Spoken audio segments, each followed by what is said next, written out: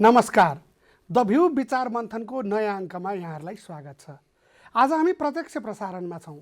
हामी कुराकानी गर्नेछौँ भर्खरै सम्पन्न नेकपा एमालेको महाधिवेशनले आफूलाई के समीक्षा गर्यो।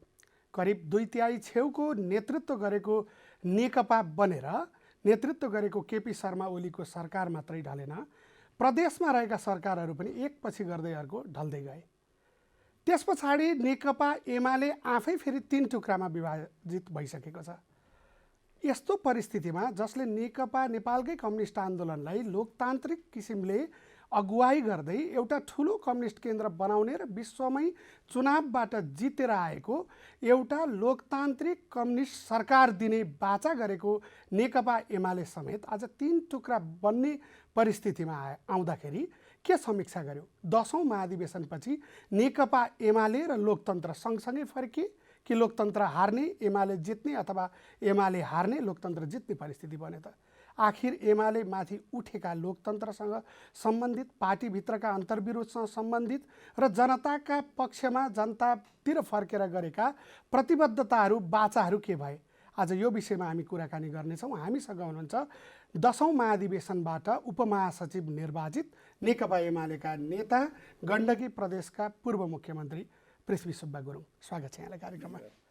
मैले अलिकति भूमिकामै भनिहालेँ कि 10औं महाधिवेशन सकेर फर्किँदाखेरि नेकपा एमाले हिजो यो 10औं महाधिवेशनभन्दा अगाडि 9औं महाधिवेशनको नेकपा एमाले माधव कुमार नेपालसँग गएको एकीकृत समाजवादीको तबका वामदेव गौतमसँग रहेको एउटा तबकासँग जोडेर हेर्ने हो भने 3 टुक्रामा छ र 10औं महाधिवेशनमा आइपुग्दा बिचमा थुप्रै उतार चढावहरू भए। झन्डै 2/3 नजिकको नेकपाको सरकार पनि बन्यो र यसको प्रधानमन्त्री बन्ने एउटा भाग्य भनौँ त्यो चाहिँ एमालेकै अध्यक्ष केपी शर्मा ओलीले प्राप्त गर्नुभएको थियो। यो कुरा त आज आइपुग्दा तपाईँको मुख्यमन्त्री गयो, लुम्बिनीको प्रदेशको मुख्यमन्त्री गयो, अरू थुप्रै ठाउँका चाहिँ सिङ्गो सरकारै गयो, एमाले आफै 3 टुक्रा भयो। के भयो एमाले, के समीक्षा गर्नुभयो? यो पहिलो कुरा त यसपटकको चाहिँ हाम्रो चितवनमा सम्पन्न 10औं राष्ट्रिय महाधिवेशनको मुख्य काम भनेको दुईवटा थियो। हाम्रो 9औं राष्ट्रिय महाधिवेशनले निर्माण गरेको विधानमा दुईवटा महाधिवेशनको व्यवस्था गरेका थियौँ हामीले। एउटै महाधिवेशनमा चाहिँ यो नेतृत्व पनि चयन गर्ने, नीति र विधि पनि बनाउने कुरा गर्दाखेरि मान्छेको ध्यानै कहाँ जाँदो रहेछ भने कस्तो नीति बनाउने भन्ने कुरामा ध्यान कम जाने, कस्तो विधि बनाउने भन्ने कुरामा ध्यान कम जाने, को नेता हुने, कुन गुटको नेतालाई चाहिँ कसरी जिताउने भन्ने कुरामा ध्यान जाने भावनाले हामीले 8औं र 9औं महाधिवेशन आइसक्दाखेरि चाहिँ हामीले के निष्कर्ष निकाल्यौँ भनेदेखि यो नीति र विधि बनाउने महाधिवेशन अलगै हुनु पर्यो र नेतृत्व चयन गर्ने चाहिँ महाधिवेशन अर्कै गर्ने भनेर हामीले वैधानिक व्यवस्था गऱ्यौँ होइन। त्यो वैधानिक व्यवस्था अनुसार पहिलोचोटि नेपालमा विधान महाधिवेशन गरेर आफ्नो चाहिँ नीतिहरू पास गर्ने, विधिहरू निर्माण गर्ने काम चाहिँ हामीले गऱ्यौँ होइन, भव्यताका साथ सम्पन्न गऱ्यौँ। र त्यो महाधिवेशनले चाहिँ तपाईँले अहिले भन्दै गरेका चाहिँ समीक्षाको कुराहरू, अहिले यसपटकको महाधिवेशनमा चाहिँ हाम्रो राजनीतिक समीक्षाको कुरा, विगतको सरकारको चाहिँ र पार्टीको कामको समीक्षाको कुरा थिएन। अहिले त्यो त सब हाम्रो चाहिँ जुन राजनीतिक कार्यदिशा जुन हामीले निर्णय गरेका छौँ, राजनीतिक कार्यदिशामा चाहिँ हामीले ती सबै कुराहरू उल्लेख गरेका छौँ र विधानको चाहिँ जे बुँदाहरू थिए, जे कानुनमा जे हामीले निर्माण गर्नुपर्ने थियो त्यो चाहिँ हामीले विधान महाधिवेशन गऱ्यौँ। त्यसको अतिरिक्त विधान महाधिवेशनले हामीले नीति र विधि बनाउनुको अतिरिक्त के चाहिँ सन्देश दिन सफल भएको थियौँ, सन्देश दिन खोज्यो भनेदेखि अब अहिले तपाईँले सुरुमै पृष्ठभूमि भन्नुभएको छ नेकपा एमाले 3 टुक्रा भयो। साबिक नेकपा चाहिँ 3 टुक्रा भएको, नेकपा एमाले 3 टुक्रा भएको होइन, किनभने नेकपा एमाले र नेकपा माओवादी केन्द्र मिलेर नेकपा बनेको। त्यो नेकपा चाहिँ पछि अदालतले चाहिँ साबिक चाहिँ नेकपा माओवादी केन्द्र नेकपा एमाले बनाइदियो होइन। त्यो बनाइदिएपछि फेरि त्यो नेकपा एमाले नेकपाकै आँखाबाट हेर्दा त 4 टुक्रा 5 टुक्रै भन्दा पनि नेकपाको आँखाबाट एमालेको वामदेव गौतम एमालेकै नेता हुनुहुन्थ्यो। वामदेव गुट त नगन्दा हुन्छ, सिङ्गल एकजना भन्दा दुईजना अर्को चाहिँ जोड्नु भने जोड्नुहोस् है। त्यो राजनीति चाहिँ सार्वजनिक खबरलाई तपाईँले जोड्नुहुन्छ भने जोड्नुहोस्, त्यसको कुनै औचित्य छैन, कुनै सन्दर्भ पनि छैन। त्यो वामदेव गौतम होइन, इन्डिभिजुअल चाहिँ जानुभयो सकियो। माधव नेपाल त्यस कारणले चाहिँ तपाईँको अब अहिले चाहिँ हाम्रो पार्टी विभाजन भएको चाहिँ होइन, कहिले कहिले के हुन्छ भने तपाईँको शरीरमा 5 औँला, हातमा चाहिँ 5 औँला छैन, 5 औँला छ, 5 औँलामा यो कान्छी औँला चाहिँ आधा चाहिँ टुक्रिएर गयो क्या, त्यस्तै हो माता नेपालबाट जानुभएको। एउटा शरीरको चाहिँ माथिल्लो भागमा चाहिँ कपाल हुन्छ, कपालको 2-3 रौँ त झर्छ नि, त्यस्तै हो। सिङ्गो शरीर यही छ, यसो रौँ झरे जस्तो यसो रौँ झरे मान्छेलाई त लाग्यो, यो सारै अराजनीतिक टिप्पणी भएन। मानिसहरूलाई के लाग्यो, तपाईँलाई के लागिरहेछ भने एकजना नेता चाहिँ महासचिव भएर 7 वर्ष चलाएको भूमिगत कालमा, पछि चाहिँ तपाईँको खुला कालमा पहिलो चाहिँ निर्वाचित अध्यक्ष नै उहाँ नै हो जेएनजी, अनि प्रधानमन्त्री पनि बन्नुभएको। ओहो 12 वर्ष पार्टीको चाहिँ प्रमुख भएको मान्छे, प्रधानमन्त्री भएको मान्छे गयो होइन। त्यसले ख्वातखुत्तै चाहिँ एमाले सकाफै पारो, तपाईँलाई भ्रम छ। अर्को चाहिँ व्यक्ति चाहिँ त्यो कमसेकम 50 देखि होइन 65 सम्म लगातार चाहिँ तपाईँको महासचिव भएर बस्नुभयो। त्यतिखेर हाम्रो महासचिव प्रणाली भावनाले महासचिव भने पनि अध्यक्ष भने जो चाहिँ प्रमुख हुन्छ त्यही प्रमुख हो होइन। एउटा व्यक्ति चाहिँ 15 वर्ष पार्टीको चाहिँ अध्यक्ष भएर चलाएको, प्रमुख भएर चलाएको मान्छे, अनि मुलुकको प्रधानमन्त्री पनि भइसकेको मान्छे नै गयो। 2टा हाम्रो भूपू प्रधानमन्त्री त गयो, 2टा अध्यक्षहरू त गए, बाफ्रे बाफ्रे सकियो। मैले उमा के दिएँ, केही रौँ झरेर गए होइन। बाँकी अरू शरीर चाहिँ मैले के त्यसमा म तपाईँलाई चाहिँ भन्छु,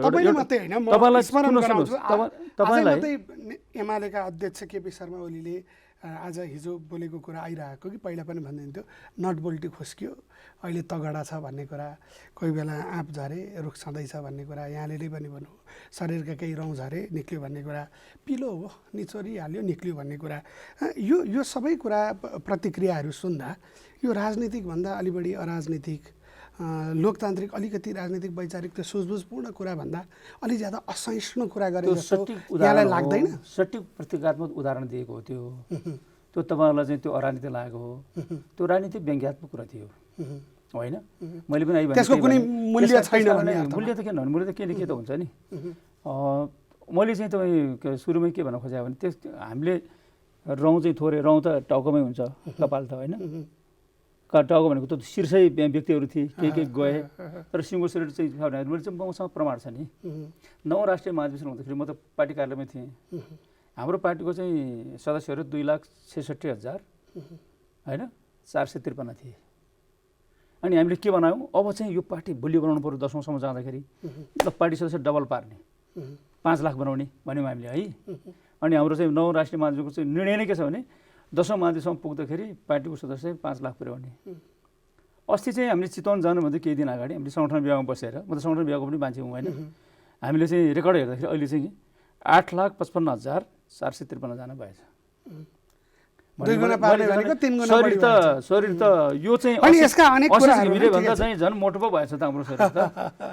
त्यति चाहिँ त्यसले त्यो त्यसले चाहिँ ठुलो चाहिँ तत्त्व यसको सुनेको होइन, यसको चाहिँ यो त तपाईँको के अरे 266को चाहिँ तपाईँको 855 हुने कुरा चाहिँ त्यो सुनिएको हुन्छ, सुनिएको होइन।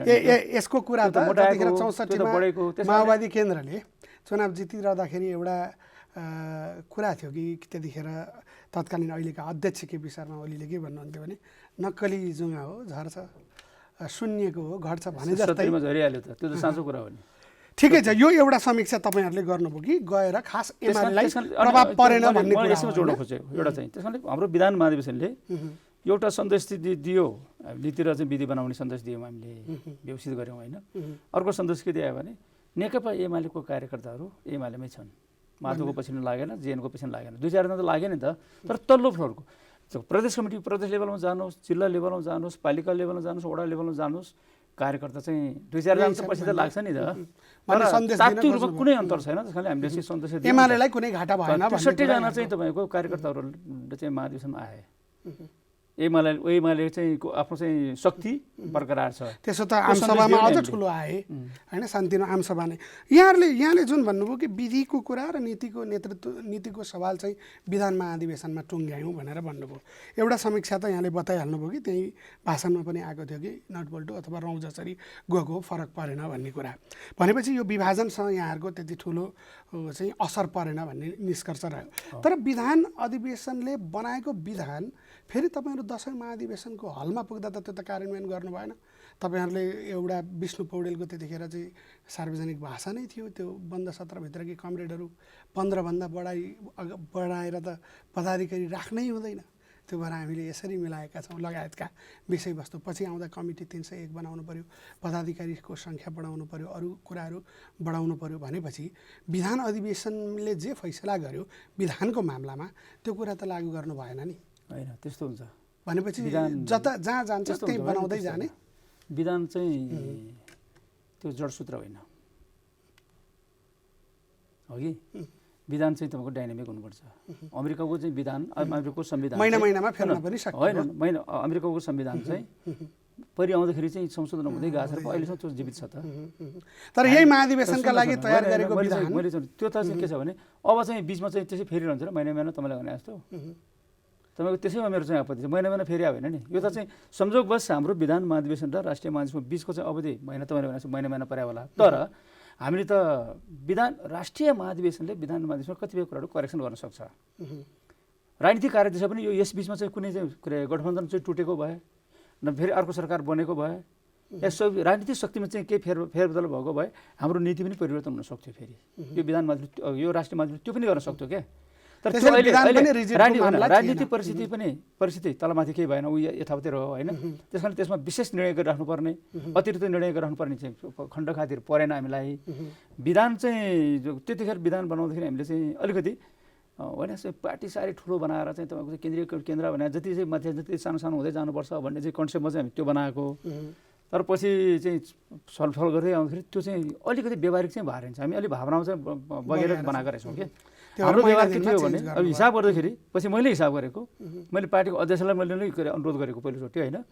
यो 225 जना चाहिँ को जो हामीले केन्द्रीय कमिटी बनाउने भनेर चाहिँ त्यहाँ चाहिँ के अरे निर्णय गरेर विधानमा उल्लेख गऱ्यौँ। त्यो 225 जना चाहिँ हाम्रो व्यवहारिक भएन छ। हामीले हिसाबै गरेर छौँ राउन्डसँग। ल अध्यक्ष कमिटी हिसाब गर्नुहोस् त भने मैले उहाँलाई देखाएँ। हामीसँग अहिले चाहिँ तपाईँको 10 मुदे सहमतिबाट रहनुभएका कमरेडहरू केन्द्रीय कमिटीका 58 जना उता गए, 30 जना त यहीँ हुनुहुन्छ। 25 जना त माओवादी केन्द्रबाट चाहिँ यही युनिटीमा रहनुभएको साथीहरू हुँदै हुनुहुन्छ। पहिलेदेखि काम गर्दै आएको एमालेमा चाहिँ काम गर्दै आएको साथीहरू पनि हुनुहुन्छ। अनि हामीसँग 30 जना महिला पनि छन्। अब हामीले विधानमा के भन्यौँ 33 जना महिला 225मा 33% महिला राख्ने भन्यौँ भनेपछि कमसेकम 75-76 महिला त राख्ने भयो। अहिले हामी 30 जना छौँ, 45 जना महिला त थप्नै पर्यो अब 225 पुर्याउनलाई होइन। अनि बाँकी चाहिँ तपाईँको त्यो 30 जना पनि हामीले चाहिँ अहिले हटाउने स्थिति छैन, त्यो 25 जना पनि अहिले हटाउने स्थिति छैन। एकताको सन्देश दिनुपर्ने छ। युनिफाइड चाहिँ भावनात्मक रूपमा चाहिँ विभाजित मनोवैज्ञानिक रूपमा विभाजित पार्टीलाई चाहिँ एकताबद्ध पार्नुपर्ने छ हामीले होइन। त्यस कारणले त्यो सन्देश यिनीहरू कसैले चाहिँ अनि अप्ठ्यारो बेलामा काम गरेर सबै सिस्टमहरू कोही फाल्ने स्थिति छैन।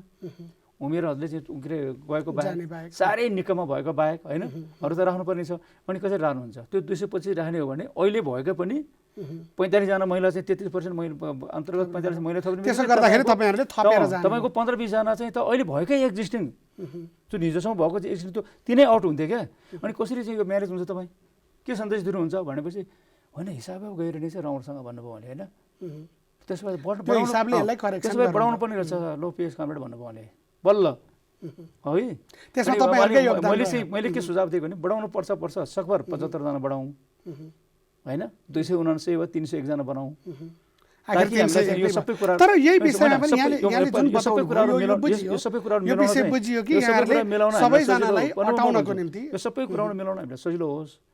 50 जना थपे पनि हुन्छ, 75 जना थपे पनि हुन्छ, तर नथप्नु थपेपछि 75 जना थपौँ न ताकि सबैलाई हामी एडजस्ट गर्न सकौँ। तर केही मान्छेहरू समेटिएनन् नि तपाईँले भने जस्तो 10 बुँदे मार्फत आएका मान्छेहरू यही हाम्रै टेलिभिजनमा एउटा कार्यक्रममा चाहिँ 10 बुँदे अन्तर्गत आउनुभएको भास्कर काफ्लेले ममाथि हातपात भयो, म होटलबाट भागेर लुक्नुपर्ने परिस्थिति आयो।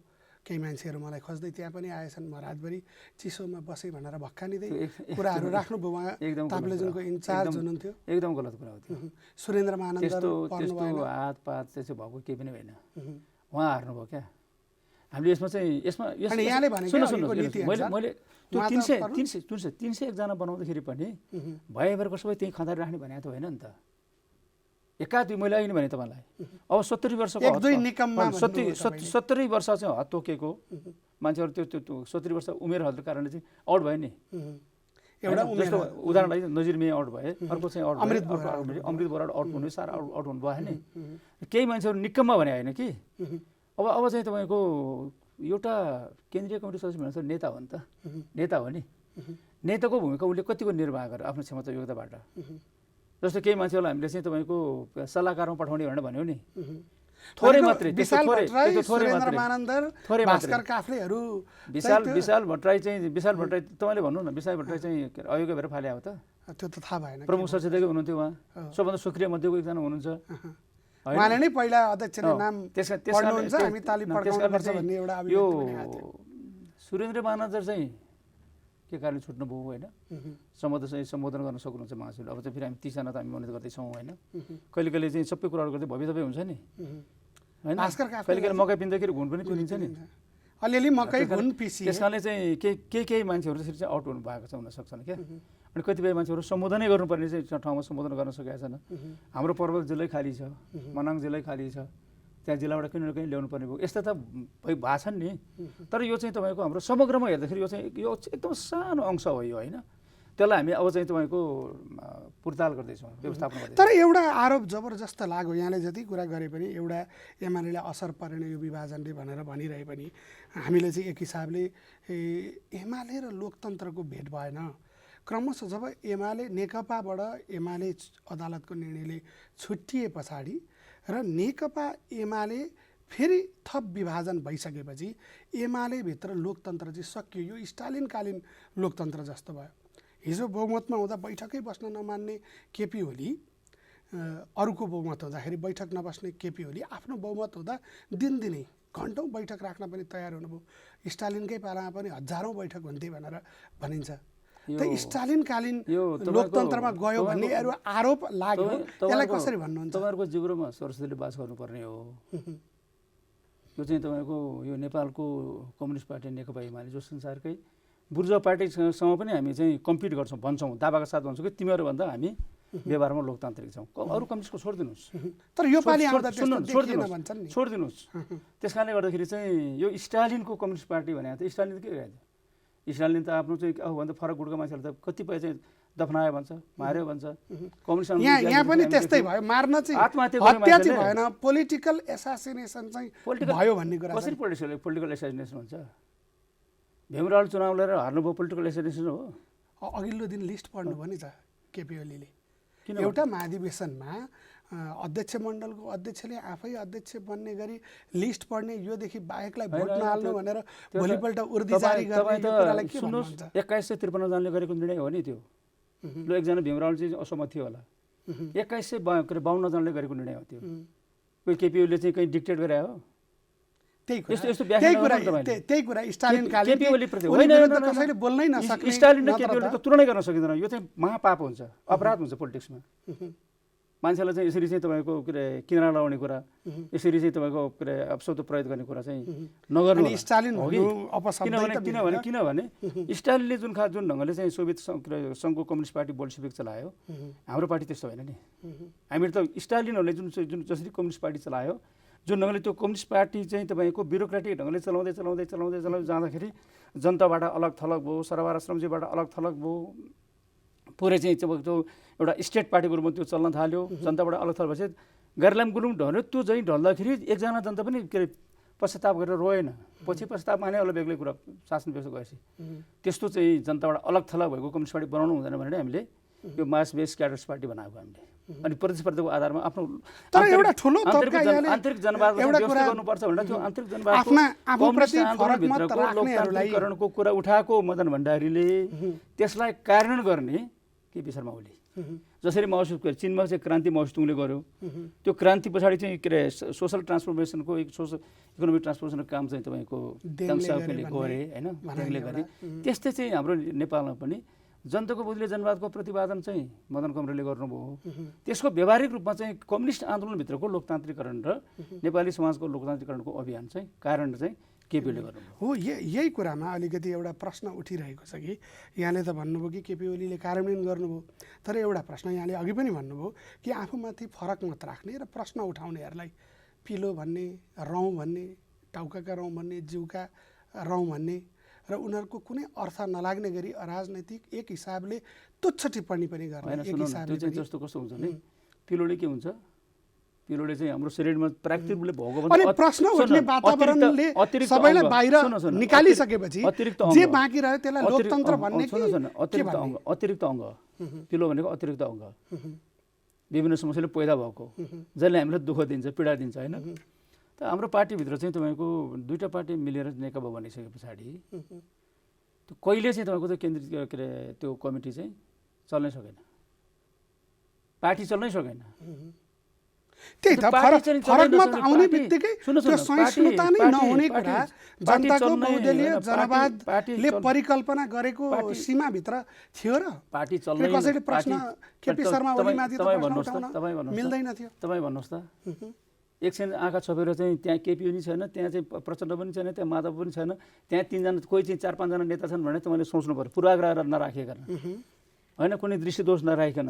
तपाईँले चाहिँ एउटा चाहिँ के दृष्टिकोण बनायो भने के हुन्छ भनेदेखि नेकपा हुँदाखेरि चाहिँ त्यो सचिवालय नामको दिनदिनै सचिवालयको चाहिँ बैठकमा चाहिँ हाजिर हुनुपर्ने सरकार चलाउन के अरे काममा चाहिँ सरकारी काममा ध्यान दिन नपाउने अनि त्यहाँ जहिले पनि तपाईँको के अरे बहुमत छ भनेर डङ्का पिटेर चाहिँ काम गर्न नदिने हकाउने गर्ने कामहरू त्यो त वास्तवमा चाहिँ सरकारको हिसाबले हेर्दाखेरि पनि पार्टीको हिसाबले पनि त्यो प्रवृत्ति त पिलो नै थियो नि त भने पछाडि हिजो गरेको एकता गलत थियो हिजो माधव नेपाल झलनाथ खलाल सहितको नेकपा एमाले जे अभ्यास गर्दै थियो त्यो चाहिँ एकदम धेरै कमजोरी र अप्ठ्यारोमा रहेछ है आज एकदम सजिलो भयो है एकता भएको कुरो त गलत होइन नि एकता त हामीले आफैले गरेको हो नि कसैको करबलले गरिदिया हो र तर मान्छेहरू भन्छ नि प्रधानमन्त्री हुने लालसाले गरेको एकता जुन प्रधानमन्त्री हामीले गर्ने लालसाले गर्नुभयो एकता पछि गरेका कुनै चाहिँ एकपटक होइन हजारवटा आफूले गरेका सहमतिहरू एकपछि अर्को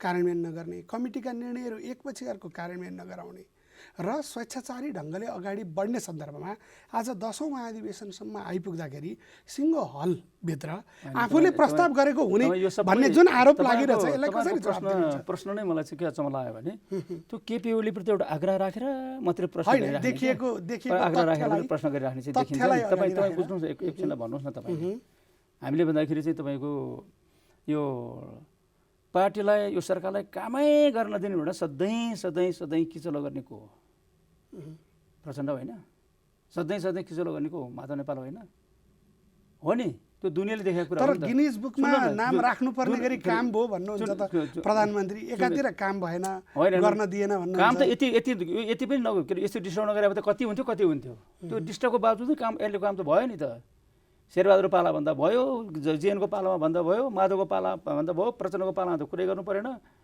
त्यो त धेरै तलको कुरा भयो बाबुराको पाला भन्दा नि काम भयो छैन यो त मान्छेहरु त तथ्याङ्कले देखाउँछ प्रमाणले देखाउँछ समाजवादतिर आग्राको आँखाले हेर्नेले त्यो देख्दैन आग्राको दिमागले त्यसको जस्तै तथ्यले यो त तर आज तथ्यले त्यही भन्छ नि जस्तै आज तथ्यले किन त्यसो भन्दैन आज कति चाहिँ के 1000 किलोमिटर चाहिँ सडक चाहिँ बनिसक्यो कति ठुलो मेगा प्रोजेक्टका सिंचाइका आयोजनाहरू चलिरहेछ दुईटा चाहिँ ठुलो चाहिँ एयरपोर्ट त चाहिँ अब चाहिँ समाप्तिको दिशामा चाहिँ छ हैन मैले उदाहरण मात्र भनेको मध्यपाडी रोजगारी किन लागिसक्यो पूर्व पश्चिम राजमार्ग स्वास्थ्यमा कति लगानी बढ्यो स्वास्थ्यमा चाहिँ प्रत्येक चाहिँ तपाईँको गाउँ पालिकामा एउटा युग सुरु भयो क्या आधुनिक निर्माणको युग सुरु भयो प्रत्येक पालिकामा चाहिँ अहिले चाहिँ अस्पताल बनिरहेको छैन कसो पालना भएको थियो प्रत्येक प्रदेशमा चाहिँ सरू अस्पताल स्थापना भएको छैन कसो पालना भएको थियो यी त सरकारको कुरा हो र भन्दै सरकारहरूले होइन त्यसकारण त्यो त भएछ नि त तर यत्रो ठुला चाहे त्यो कोभिडकै विषयमा चाहिँ भ्रष्टाचारका विषयहरू आए स्वास्थ्य सामग्रीका विषयमा खुलेआम मन्त्रीले चाहिँ भ्रष्टाचारको निम्ति बार्गेनिङ गरेका टेपहरू संरक्षण हुँदा भ्रष्टाचारलाई इतिहासमै पहिलोचोटि प्रधानमन्त्रीको तहले यति ज्याद्रो तरिकाले संरक्षण गरेका अरू कुनै प्रधानमन्त्री थिएनन् भन्ने एउटा टिप्पणी छ नि के भन्नुहुन्छ त्यो त तपाईँले गरेको प्रचार थियो म भन्छु आज कसैसँग नि प्रमाण त छैन नि ईश्वर पोखरेल चाहिँ त्यो चाहिँ समितिको चाहिँ संयोजक हुँदाखेरि भएको भ्रष्टाचारको कसैसँग प्रमाण छ प्रमाण भए त सरकार के अरे विशेष अदालतमा मुद्दा चलिसकेको हुन्थ्यो 70 करोड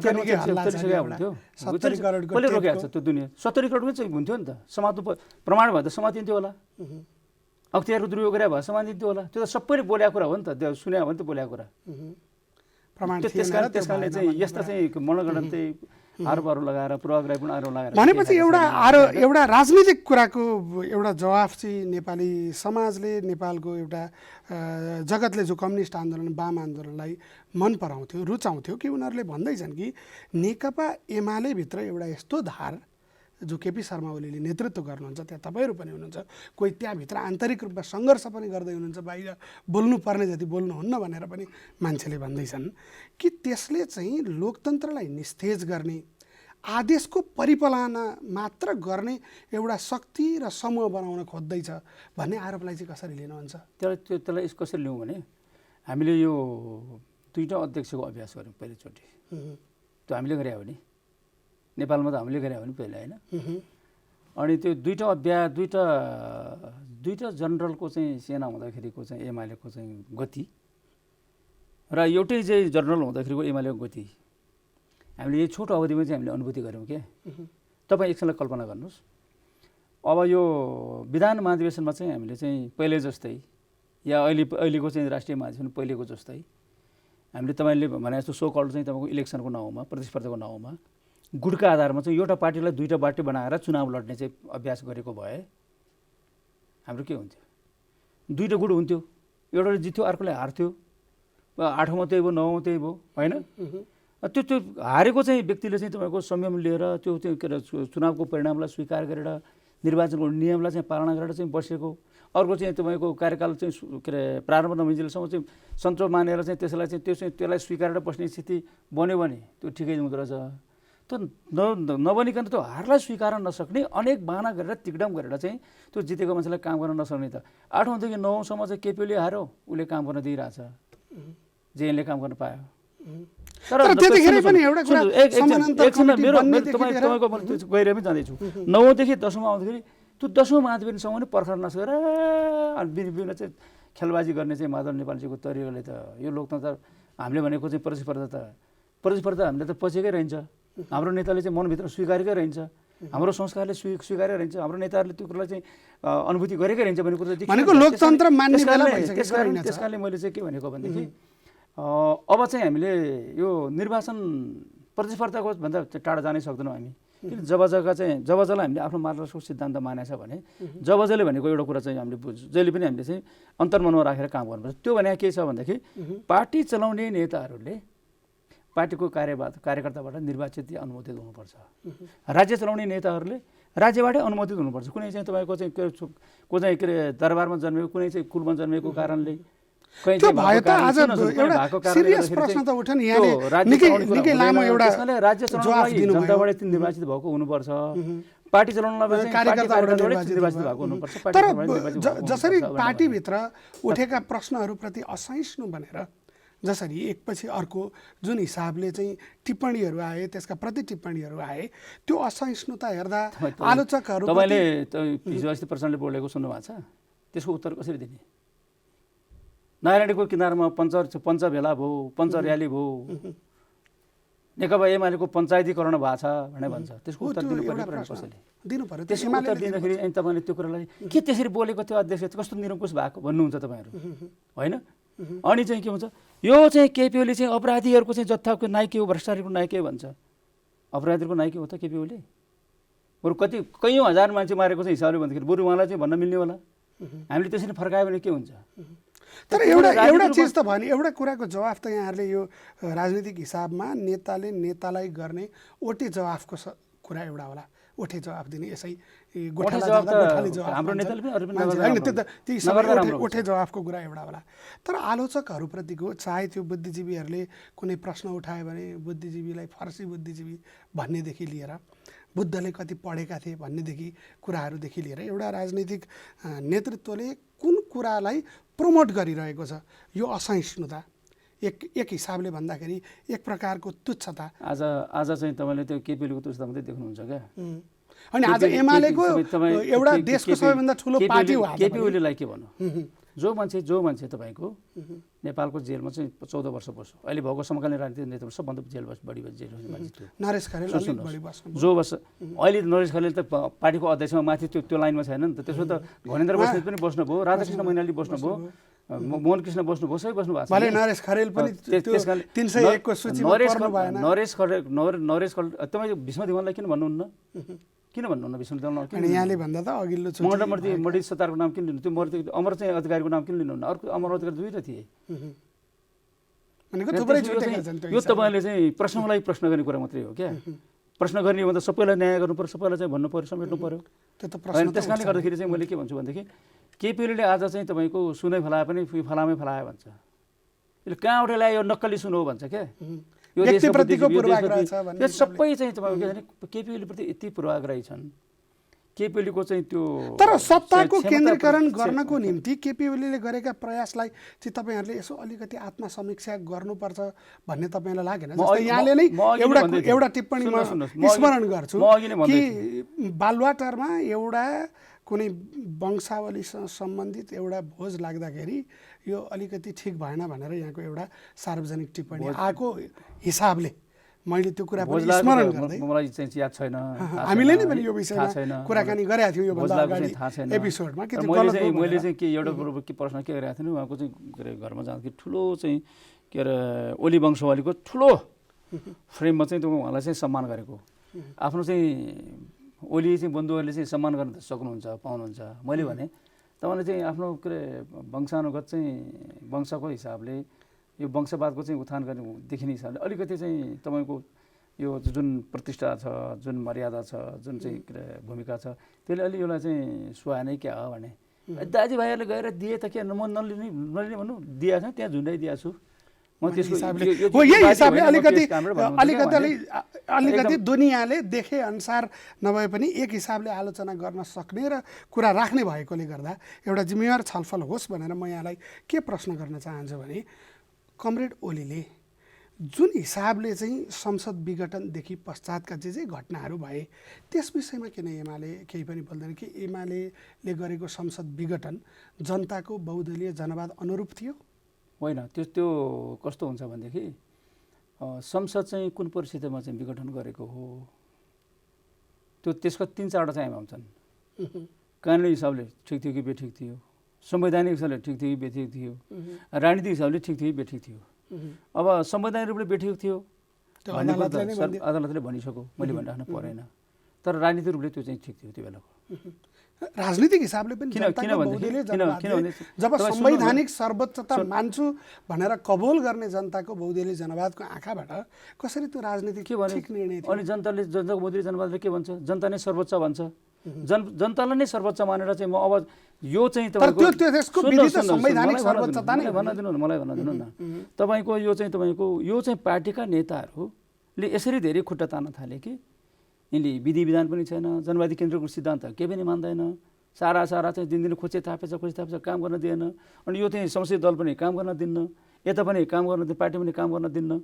यस्तो चाहिँ तपाईँको अनिर्णयको बन्दी हुनुभन्दा, यस्तो अस्थिर चाहिँ भएर चाहिँ बस्नुभन्दा बरु अब जनता जनता नै सर्वोच्च हो नि त, जनताको बिचमा जान्छु भन्ने कुरा त मोस्ट डेमोक्रेटिक कुरा हो नि। यो चाहिँ तपाईँको सबै जनताको अधिकार चाहिँ मौलिक अधिकारहरू हनन गरेर सारा चाहिँ सङ्कटकाल लगाएर अनि कुनै राजा महाराजालाई जनताको अधिकार सुम्पिएर चुनावमा जान्छु भने हो र? जनतालाई सर्वेसर्व मानेर जनताको मौलिक अधिकार यथावत राखेर चुनावमा जान्छु भन्ने कुरा त मोस्ट डेमोक्रेटिक कुरा हो। यो जनताको चाहिँ म्यान्डेटलाई स्वीकार्छु भन्ने कुरा हो। भनेपछि नेकपा एमालेको समीक्षा चाहिँ संसद विघटन ठिक थियो राजनीतिक हिसाबले भन्ने? राजनीतिक हिसाबले ठिक थियो भन्ने नै हो। संवैधानिक हिसाबले बेठिक भयो होइन, राजनीतिक हिसाबले ठिक थियो भन्ने नै हो नि। तर अर्को कुरा आयो नि, केही जस्तै घनश्याम भूषालहरूले फरक मत राख्न पनि पाउनु भएन। त्यो विधान अधिवेशनकै सन्दर्भमा यो कुरा राखियोस् भनेर उहाँहरूले भनेको कुरा त्यहाँनिर चाहिँ वाचन गर्न भन्न पनि दिएन। त्यस पछाडि महाधिवेशनमा जसरी प्रतिनिधिहरू छनौट भए त्यो चाहिँ एकै पक्षको एकै तरिकाले गर्दा जुन पछि भोटमा पनि प्रतिबिम्बित भयो। संविधानको लोकतान्त्रिक पार्टी हुनुपर्छ भन्ने बाटै कहाँ चाहिँ केपी ओलीले चाहिँ एकलौटी गरेको छ भन्ने खोजनीति गर्नेहरूको चाहिँ बखेडाको खेल मात्रै हो यो। हाम्रो चाहिँ हामीले चाहिँ के भन्यौँ, वडा अधिवेशन एकै दिनमा गर भने के त्यत्रो चाहिँ तपाईँको वडाहरूमा एकै दिनमा गर्ने भनेको त नेताले कहीँ चाहिँ धाँधली गर्न खोज्यो, कहीँ एकलौटी गर्न खोज्यो भने टाइम हुँदैन नि। आफ्नो एउटा चाहिँ के अरे ठाउँमा सीमित हुनु पऱ्यो। हामीले यसबाट सिकेको त के हो भने बरु नेताहरूले चाहिँ जहाँ चाहिँ नेताले चाहिँ गुटबन्दी गरेर चाहिँ तलमाथि गर्न खोज्छन्, आफ्नो मात्रै ल्याउनु खोज्छन्, त्यो त ठाउँै भएर नै नेताहरूलाई। तर फाँसीवादको जसरी हिटलरको उदय भयो, त्यस्तो होइन, चुनावबाट नै भयो। त्यसकारण र चुनावबाट समाजवादकै नारामा तपाईँ भयो। चाहिँ कल्पना आज नगर्नुहोस्। शक्तिको केन्द्रीकरण गर्ने तपाईँको लालसा हिटलरको- नेकपा एमाले भित्र त्यही प्रकृतिको यो- देखियो भन्ने टिप्पणीलाई यस्ता चाहिँ के वायत चाहिँ तर्कहरूको कुनै चाहिँ के अरे तुक छैन हेर्नुहोस्। किनभनेदेखि आज नेकपा एमाले मुलुकको सबभन्दा लोकतान्त्रिक पार्टी, संसारकै कम्युनिस्ट आन्दोलनको सबभन्दा लोकतान्त्रिक पार्टी, बुर्जुवा पार्टीले के अरे मास गरेको चाहिँ कम्युनिस्ट पार्टी, आज पनि लोकतान्त्रिक कम्युनिस्ट आज पनि आज पनि त्यसकारणले त्यस्तो पार्टीलाई चाहिँ तपाईँको हिटलरको नेसनल पार्टीसँग चाहिँ दाँजो गर्ने, त्यस्तो नेतालाई हिटलरसँग दाँजो गर्ने कुनै चाहिँ के अरे ओखदे यसको तुक छ कुनै? भन्नुहोस् त, के केपीले साँच्चै हिटलर हुन्? भन्नु त के भन्नुहुन्छ? मान्छेहरू भन्दैछन् कसरी कि हिटलर? यो फाँसीवाद कसरी उन्मुख हिटलर सत्यता बनायो क्या? फर्किँदैछन् भनेर। कसरी हिटलर? जसरी सत्तामा हुँदा सबै शक्ति आफूमा केन्द्रित गर्ने लालसा, होइन, संसद तपाईँले एकचोटि यति कुरा होइन, भन्नुहोस् कि दुईचोटि गर्ने लालसा, एउटा कुरा चाहिँ कमिटीको बैठकले गरेको निर्णय कार्यान्वयन नगर्ने लालसा र आफू मात्र शुद्ध एक्लै भएपछि पार्टी सबै चाहिँ 3-4 यो टुक्रामा सबै- विभक्त भइसकेपछि यो सबै- होइन, यो अनि सबै- पटक पटक बैठक दिनरात पनि गर्ने लालसा कस्तो हुन्छ भने भन्ने कुरालाई- बैठक गरेन भने बैठक गरेन भने के भन्ने? बैठकै नगरिकन चलायो, एकलोटी चलायो, लहेर त भन्ने। बैठक गऱ्यो भने ल घरिघरि बैठक राखेर चाहिँ के गरायो भन्ने, यसो के ओखती छ? सक्ने कुनै हुँदा त तर्क छ बैठक यसको? बसेन नि त। कुनै तुक छ नेकपा यस्तो- भित्र यस्तो त बैठक तर्कहरूको? बसेन नि त। किन त्यो त बस्दैन? तपाईँ पनि साथी हुनुहुन्छ। त्यसकारणले हामी त नेकपा भित्र बरु अहिले हामी के गरेका बरु छौँ? पोलिट ब्युरोको बैठक राखौँ, स्थायी कमिटीको बैठक राखौँ भनेर 20, 22, 25 जनाले निवेदन दिनुपर्ने स्थिति बन्यो। त्यो त गुटको काम थियो, त्यो त गुटबन्दीको काम थियो, बुझ्नु भएन? त्यो बैठक गुटबन्दीले के गर्नु भयो? हाम्रो जनवादी केन्द्रको सिद्धान्त भनेपछि आफूमाथि प्रश्न उठेको कुरा गुटबन्दी। मेरो कुरा भनिदिनुहोस्। जनवादी केन्द्रको सिद्धान्त कुनै हालतमा मानेन। जनवादी केन्द्रको सिद्धान्तलाई भत्काउने यो गुटबन्दीले गर्दाखेरि। माधवजी चाहिँ तपाईँको अल्पमतमा पर्नुभयो, हार्नुभयो, विभिन्न एजेन्डामा विभिन्न विषयमा अल्पमतमा पर्नुभयो। के भन्छ हाम्रो जनवादी केन्द्रको सिद्धान्तले? अल्पमतले बहुमतको चाहिँ निर्णय मान्नुपर्छ, हो कि होइन? मान्नु पर्दैन? तर त्यस्तो थिएन। एउटा यहाँलाई निकट इतिहास स्मरण गरौँ। स्थायी कमिटी नौ महाधिवेशनको स्थायी कमिटी माधव नेपाल मलाई भन्न दिनु न तपाईँ। भन्नुहोस्। माधव नेपालजीहरूले चाहिँ कहिले चाहिँ जनवादी केन्द्र सिद्धान्त भत्काउने उहाँले होइन गुटको नाउँमा भत्काउनु भयो नि? कहीँ हुन्छ कम्युनिस्ट पार्टीमा दुईटा केन्द्रीय कमिटी हुन्छ। माधव नेपालको केन्द्रीय कमिटीको बैठक भन्छ। माधव नेपालको चाहिँ स्थायी कमिटीको बैठक विवादपछि सुन्नुहोस्। माधव नेपालको चाहिँ संसद विघटनको विवादपछिका विवादपछि होइन, त्योभन्दा अगाडि पनि त्यो अब यस्तो विवादपछि गर्न पाइन्छ त? त्यो एकलौटी मान्छेहरू थपेको विषय चाहिँ आँखा चिम्लिने यति बेला जनवादी केन्द्रीय 2500 करिबको केन्द्रीय कमिटी बनाएको कुरा जनवादी केन्द्रीय सपत्तै खुवाएको हो नि? सुन्नुहोस् न, जनवादी केन्द्रको सिद्धान्त मान्ने बित्तिकै जेसुकै अरू कुराको कुनै तर्क छैन कि? जनवादी केन्द्रीयता अनुसारै गरे। जनवादी केन्द्रीयताको सिद्धान्त अनुसार चल्नुपर्ने कम्युनिस्ट पार्टी त्यो नेकपा हुँदा चाहिँ लागू भएन हैन? त्यसो हुँदाखेरि चाहिँ तपाईँको के हुन्छ भनेदेखि अल्पमतले बहुमतको निर्णय त मान्नै पर्ने, आफूलाई मन नपर्ने भाग्ने। नेकपा भित्र त्यही प्रश्न उठ्यो। अर्को मिटिङ बस्दै हिँड्ने केपी चल्दैन, शर्मालाई त्यसरी चल्दैन। उठ्यो नि त। अनि तल्लो कमिटीहरू चाहिँ माथिल्लो कमिटीको निर्देशन मान्ने चल्छ। अनि पार्टी हो, यही प्रश्न केपी ओलीलाई नेपाल कम्युनिस्ट पार्टी नेकपा हुँदा उठ्यो नि। यहाँले अहिले जे भन्नुभयो त्यससँग आम दुनियाँ नै एग्री गर्ला कि बहुमतको मातहतमा अल्पमत रहन्छ, बहुमतको निर्णय पार्टी निर्णय हुन्छ। कहिले पनि केही बेला अल्पमत परेको छैन भोट हालेर पार्टीभित्र। नेकपा बनेको बेलामा स्थायी कमिटीमा अल्पमत पर्दा त्यसको बैठक नबोलाउने, होइन सुन्नु केन्द्रीय कमिटीमा अल्पमतमा पर्दा कसरी त्यसको अल्पमत बैठक परेर बैठक नबस्ने भन्ने भयो? कल्पना गरेर भएन नि। होइन, त्यो निर्णयहरू त एकपछि जस्तै तपाईलाई पक्कै पनि लाउन मिल्दैन तपाईँले।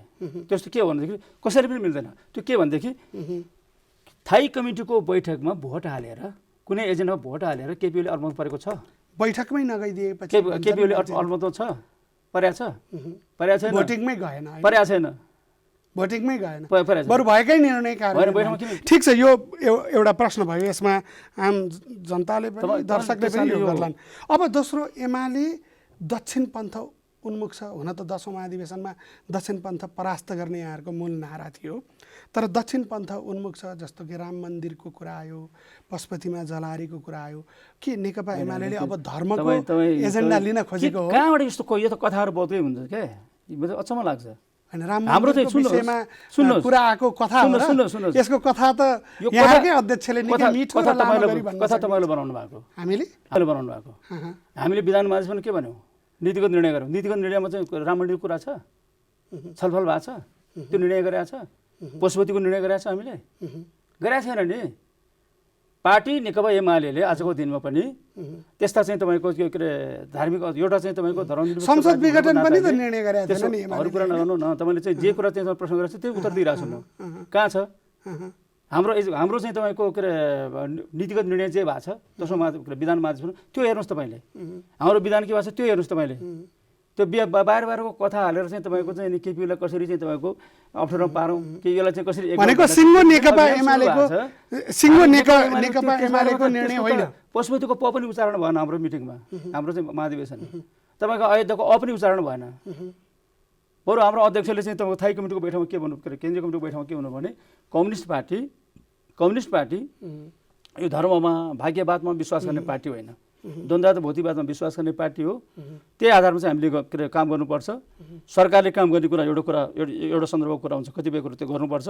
पार्टीले त्यस्तो कुरामा हिँड्दैन। तपाईँहरू सबै कम्युनिस्ट भएर त्यस्तो काम चाहिँ गर्न पाउनु हुँदैन भनेर चाहिँ उहाँले भन्नुभयो। बैठकमा चाहिँ भन्नुभयो।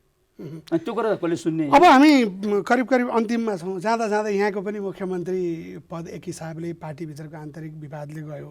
भले यहाँको एउटा गुड नोट मान्छेहरू भन्छन् कि बरु शङ्कर पोखरेलले चाहिँ कारगेट बोलाएर आफ्नै घरमा अल्पमतमा हुँदा पनि शपथ खानुभयो। तर यहाँले चाहिँ अब म अल्पमतमा परेँ छोडिदिन्छु भनेर छोड्नुभयो। त्यो हिसाबले ज्यादा लोकतन्त्रवादी पिएस गुरुङ देखिनुभयो भनेर मान्छेहरू भन्छन्।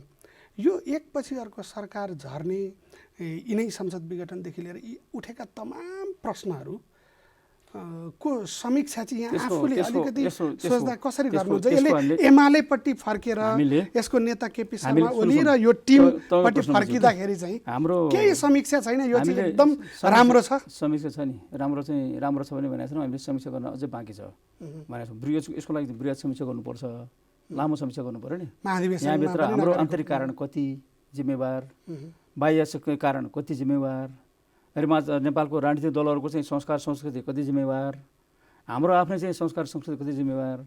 यो कम्युनिस्ट पार्टी एउटा थेसिस चाहिँ अब चाहिँ तपाईँको कम्युनिस्ट आन्दोलनभित्र चाहिँ के अरे अध्ययन गर्नुपर्छ। त्यो विषय भने के भन्छ कि कम्युनिस्ट पार्टी खास गरी नेपालमा, अरू ठाउँ पनि इन्डियामा पनि त्यही हो होइन, नेपालमा चाहिँ किन बारम्बार चाहिँ तपाईँको कम्युनिस्ट पार्टी गर्दा दुःख गर्छ अलिकति अब गर्ने बेलामा हुने खाने बेलामा भन्छन् नि, हुने खाने बेलामा जहिले पनि तपाईँको किन फुट्छ विभाजन हुन्छ।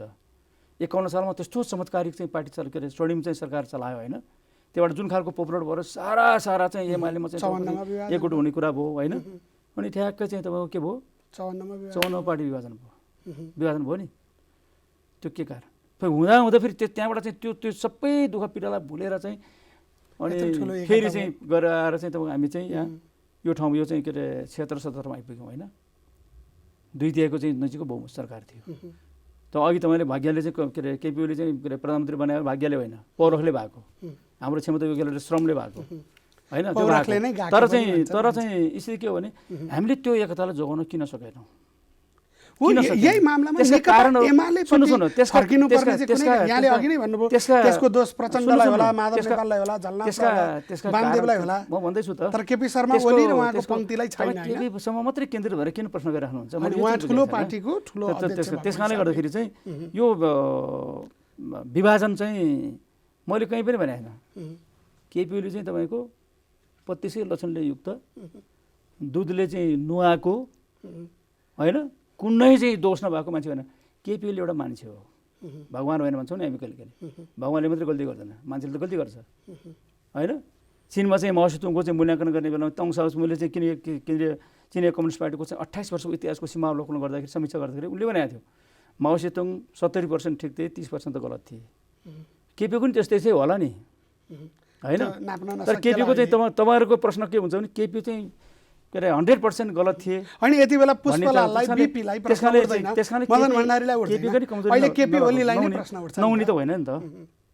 तर सारमा चाहिँ उहाँको चाहिँ यो चाहिँ तपाईँको जे खालको चाहिँ कम्युनिस्ट आन्दोलनमा जे भूमिका निर्वाह गर्नुभयो, सारा गर्नुभयो, त्यो सकारात्मक हो नि। त्यसरी हेर्नु पर्यो क्या। हस्, समयका लागि धेरै धेरै धन्यवाद। धन्यवाद। आज हामीले प्रत्यक्ष कुराकानी गऱ्यौँ नेकपा एमालेका नवनिर्वाचित उपमहासचिव पृथ्वी सुब्बा गुरुङसँग। अर्को हप्ता यसै समय हामी फेरि उपस्थित हुने नै छौँ। त्यतिन्जेलसम्मका लागि जनताद्वारा जनताका लागि प्रसारित जनता टेलिभिजन हेरिरहनुहोस्। आजलाई द भ्यू विचार मन्थन यति। नमस्कार।